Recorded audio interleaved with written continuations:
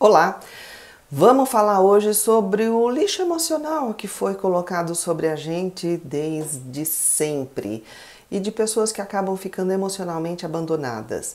Vamos falar desse começo do abandono lá no começo da vida, né, de quando tudo começou. E a gente pode até começar a entender o abandono posterior, pessoas que se sentem abandonadas agora enquanto adultas, e tentar fazer alguns links da onde que vem essa, muitas vezes, situações nas quais a pessoa se coloca que a princípio totalmente cega a possibilidade do abandono emocional, mesmo que tenha um monte de dicas, pessoas que são abandonadas emocionalmente em sequência por várias pessoas. Eu acho que dá para a gente entender um link da onde que está a raiz disso. Muitas vezes é uma forma da pessoa repetir a situação ao longo da vida para finalmente em algum momento conseguir superar ou finalmente conseguir que uma dessas pessoas abandonadoras mudem, que elas revertam o processo e falam, não vou mais te abandonar. Quando o que de fato que ela está precisando não é dessa pessoa, desse momento atual da vida dela que reverta e fale, não vou mais te abandonar, me desculpe pelo que eu fiz. Porque tem muita gente que se mantém em relacionamento ruim esperando essa desculpa, esperando essa retratação, esperando que a pessoa se transforme, que agora daqui para frente as coisas funcionem. Então, eu acho que se a gente for olhar lá na raiz, a gente começa a entender do talvez por que isso acontece tanto. Vamos falar sobre isso hoje. Sou Marisa de Abreu, psicóloga. Esse canal é para falar de psicologia, de comportamento, de mostrar para você a cada vídeo um exemplo de um tema com o qual você pode contar com um psicólogo. O que você pode levar para a terapia para se trabalhar, para melhorar, para mudar, para se entender, para se compreender e conseguir, quem sabe, ter uma vida mais harmoniosa daqui para frente. Eu mesma não atendo, apresento meu site, tenho uma equipe grande, o link está aqui. Pelo WhatsApp eu acho bem mais prático de pegar as informações objetivas, horários, valores, local de atendimento, online, presencial. Presencial na região da Avenida Paulista, online para qualquer lugar do mundo. Então vamos, né? Primeiro vamos começar a falar, porque eu gosto muito de tentar observar, entender e perceber o invisível.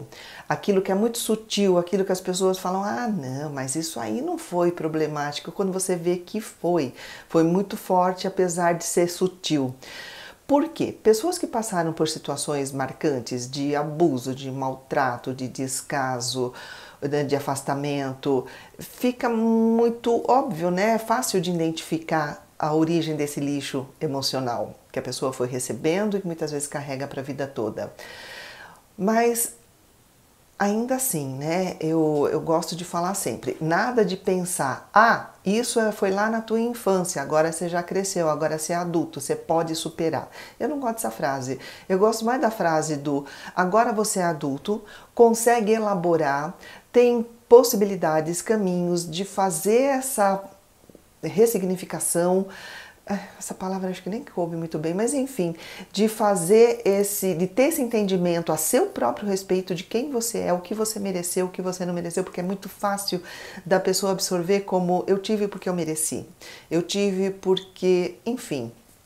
E agora você pode adquirir mecanismos para sobreviver. Uma coisa muito ruim, muito marcante que aconteceu vai sempre ter existido na sua história. Você não consegue voltar no passado, mas você consegue sobreviver a isso, você consegue transpor e continuar a sua vida de uma forma bem legal. Eu acho bem possível, sim.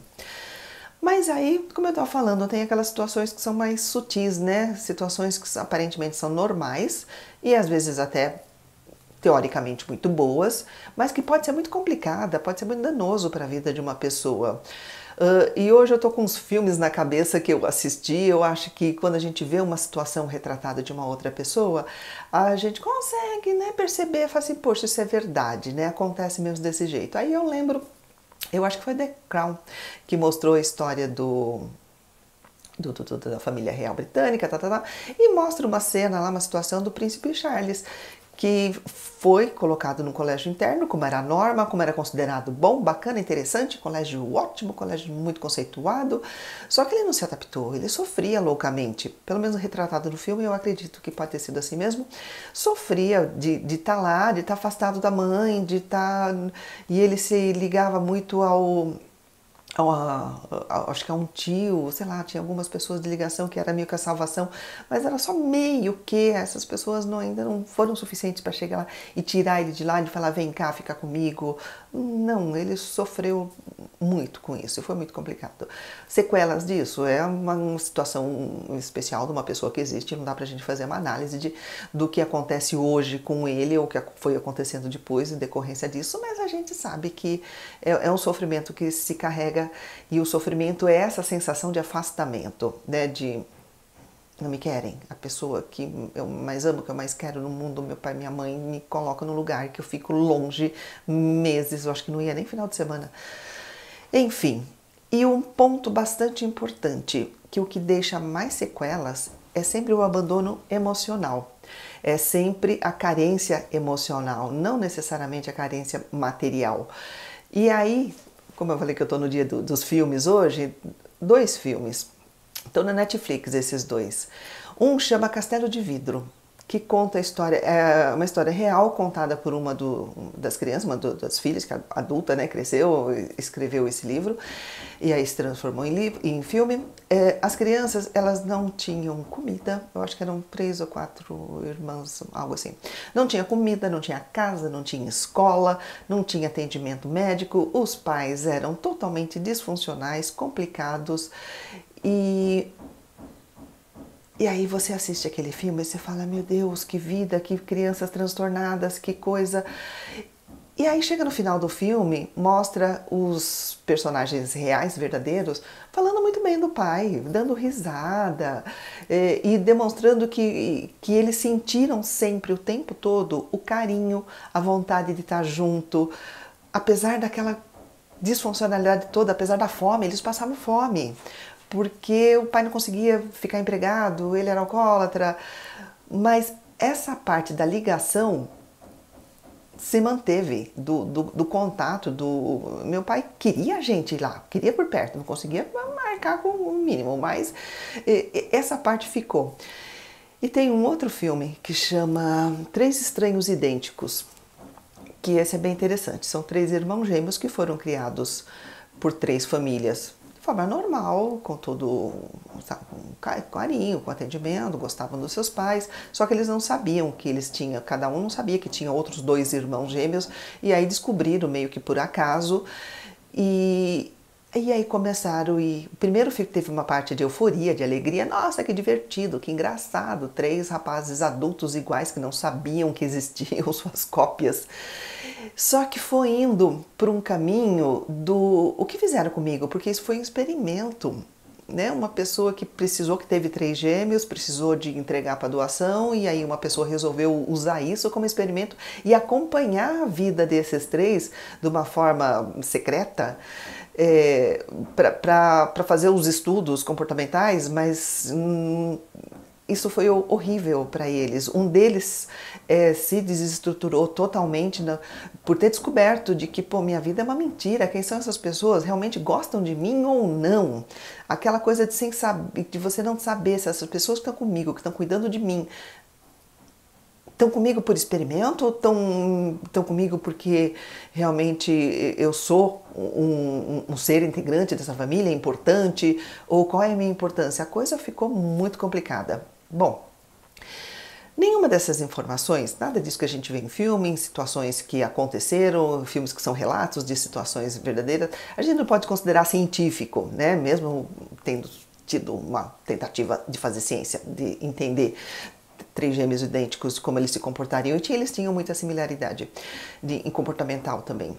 até descobrirem que eles foram enganados, de que a vida deles, enfim. Mas nada disso, de forma geral, a gente pode considerar científico, porque não tem controle, porque não tem observação do infortúnio alheio, do que acontece na realidade das outras pessoas, e aí a gente pode transpor isso para todas as pessoas. É uma observação, né? Vamos tentar entender e percebendo o quanto que uma infância dolorosa, quanto que uma vida ou uma mentira, quanto que realmente uma vida de abandono emocional realmente deixa marca e deixa uma pessoa numa situação muito complicada emocionalmente, psicologicamente. E aí, como eu estava falando daquelas sutilezas, eu gosto de botar a luz aqui em situações que para a gente são bastante normais, mas agora é um convite para você se observar, fazer um estudo da sua própria história. E aí eu pergunto, você tem certeza que a tua infância foi perfeita, foi toda normal?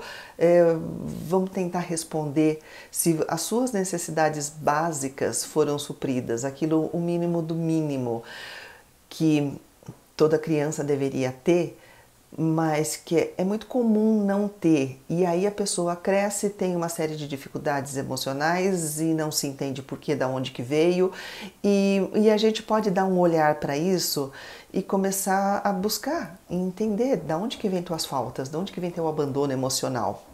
Bom, a gente sabe que o ser humano nasce prematuro, é o único mamífero que nasce totalmente dependente. O ser humano, bebê humano, precisa de mais ou menos 9 meses para chegar num ponto que outros mamíferos estão, um ponto de desenvolvimento físico, pelo menos, do mesmo ponto que outros mamíferos estão de recém-nascido.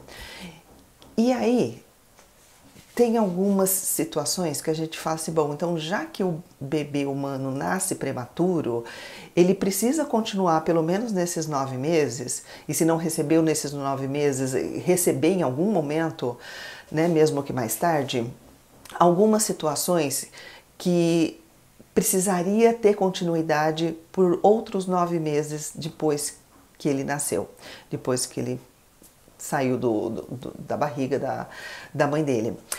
E essas situações, essas necessidades são, em primeiro lugar, ou não sei se tem primeiro, mas enfim, uma que é muito importante: comunicação permanente com a figura materna, com o adulto cuidador, com a pessoa que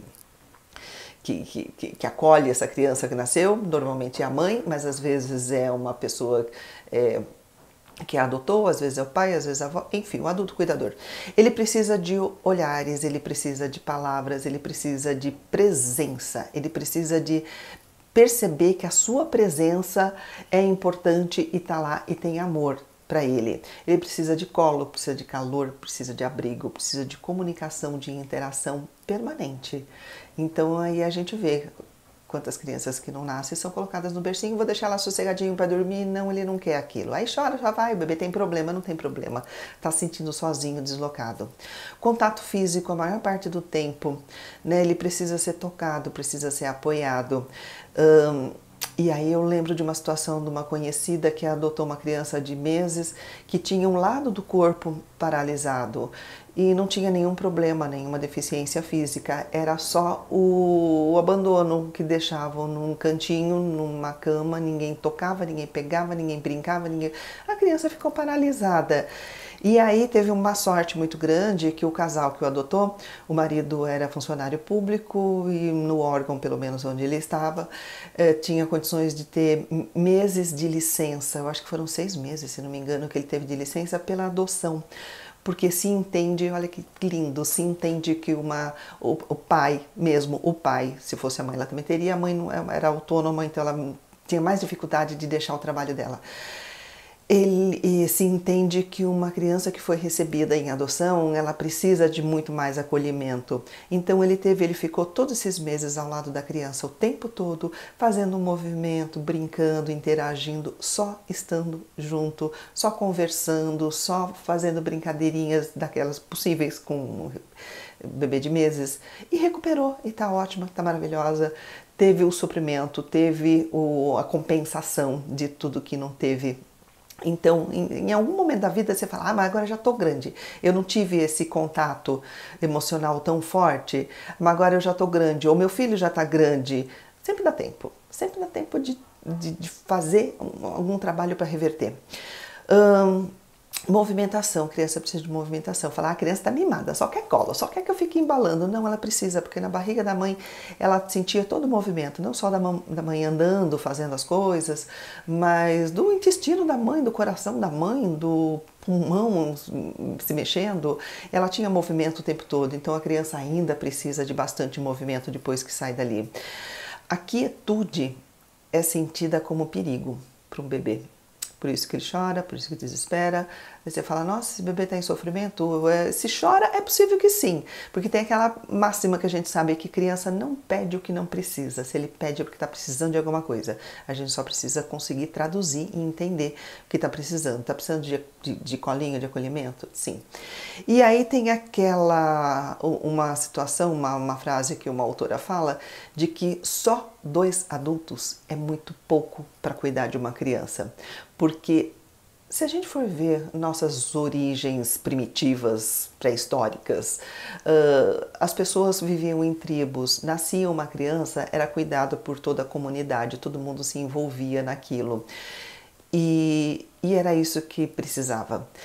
Aí você pode falar, mas hoje em dia dá? É complicado você ter uma rede de apoio. Muitas vezes você tem uma avó, uma tia, uma sogra que está até com boa vontade, mas vem com um monte daquelas informações e conhecimentos que não cabe mais. Do tipo, tá na hora de desfraldar, arranca a fralda, faz a criança aprender a ir no banheiro. Quando tem a prontidão dela natural, não vai ter 40 anos de idade usando fralda se não trabalhar direito o respeito pelo momento de cada criança. Isso é complicado, o respeito pela criança é muito difícil.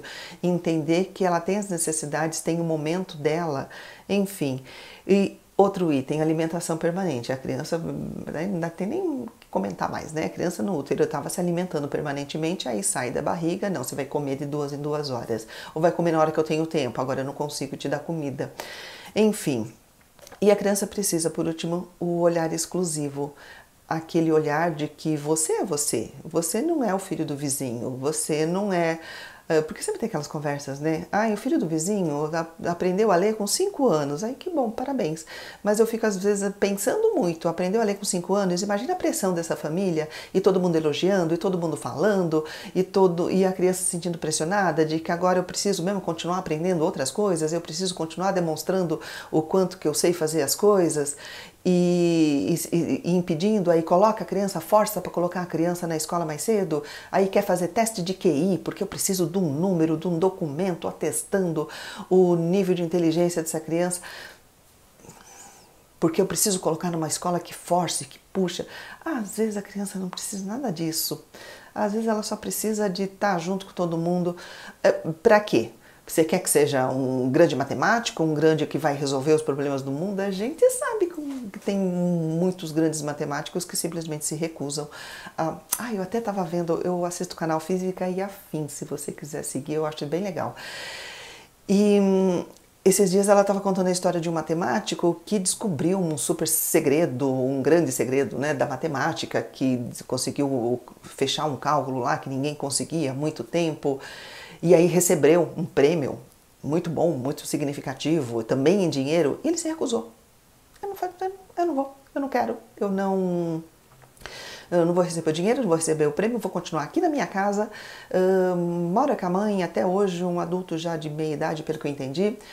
E por que isso? Por que pessoas super inteligentes muitas vezes são tão complicadas emocionalmente? Não sei se não vem no tanto da exigência externa, da expectativa de que agora você vai ter que salvar o mundo. A pessoa fica lá, eu salvar o mundo? Que aí foi a resposta que ele deu, as pessoas me acham muito inteligentes, eu não sou. E a pessoa fala assim, como você não é? Você descobriu aqui o resultado de um problema super complicado? Enfim, olhar para tudo isso que você foi recebendo pode explicar muita coisa né, dessa sensação de abandono emocional. Às vezes a pessoa, ela mesma se abandona, porque pode ter dois tipos de comportamento quando a pessoa passa por esse tipo de situações sequenciais ao longo da vida. Ou ela se entrega, ou ela supercompensa. Ou ela entra naquela de o mundo não tem nada de legal para mim, ou eu vou ser a super pessoa que vai fazer, que vai acontecer, mas que vai continuar sozinha, vai continuar com dificuldade de conexão com outras pessoas, vai continuar sentindo que, né, como eu falei nos vídeos anteriores, que eu usei bastante a palavra amor, vai sentindo que não tem amor para ela. E a ideia é essa, é te cutucar para você tentar entender a sua história, tentar observar, né, dessas situações complicadas de hoje, das ansiedades, das depressões, das dificuldades de fazer as coisas, da dificuldade de falar com as pessoas, da dificuldade de se impor, enfim, tentar entender de onde veio. E ver que agora você pode fazer alguma coisa, você pode ter a compreensão disso e adquirir mecanismo novo para falar, opa, pera lá, eu não era aquela pessoa que eu estava achando que eu tive sendo todo esse tempo. Eu sou uma outra pessoa que eu preciso me reconhecer de verdade quem eu sou. E aí você se renova sendo quem você sempre foi. Pensa nisso, às vezes sozinho é difícil, um psicólogo te ajuda nessa jornada de autoconhecimento, de mergulho para dentro de você mesmo e de compreensão de quanta bobagem a gente não pensa sobre nós mesmos, que nunca fomos nós, foram coisas que foram colocadas pela vida, né? São informações e muitas vezes nomes, né, que foram te dando ao longo da vida. Ah, você é às vezes nomes bons, nomes ruins. Ah, você é preguiçoso. Ah, você é espertalhão. Ah, você é maldoso. Ah, você... E a pessoa vai entrando naquele papel que foi sendo colocado, sendo que as pessoas só estavam tentando ser cruéis, tentando te dar uma lição, tentando que você aprendesse alguma coisa e a única coisa que você aprendeu foi pensar mal de você mesmo. Ou então aquelas super expectativas, como eu falei, nossa, é super inteligente, você é maravilhoso, você é lindo. Aí fica com aquela sensação de que ser lindo deveria ser uma coisa que resolveria todos os problemas, e você descobre que não. Você descobre que você não é mais amado porque você é mais bonito. Interessante que num dos comentários de um vídeo recente, uma pessoa colocou isso, que as pessoas amam umas às outras, mas só amam as pessoas bonitas. E pelo visto essa pessoa não se sentia tão bonita, não sei o que foi dito a ela ao longo da vida, mas se a gente for olhar estatisticamente, será que só os bonitos têm relacionamentos? Só os bonitos estão muito bem vivendo em comum com outra pessoa, num relacionamento de namoro, de casamento, de... Todos os feios estão sozinhos? Se a gente olhar bem, acho que não. Se você entrar numa igreja aleatória, sábado à tarde, à noite, que vai tendo um casamento atrás do outro, você vai ver pessoas de todo jeito, todos os tipos, todo mundo tem o que é importante para se conectar, ou muita gente tem, né? O que é importante para se conectar de uma forma saudável com outra pessoa. Enfim, pensa nisso. Sozinho tá difícil? Pensa no psicólogo. O WhatsApp está aqui. Em algum momento no começo do vídeo e no fim eu deixo também o link, né, aquele tarjinha que eu coloco assim, psicólogos, horários, valores. Você clicando lá, você vai direto pro site. Obrigada por me ouvir.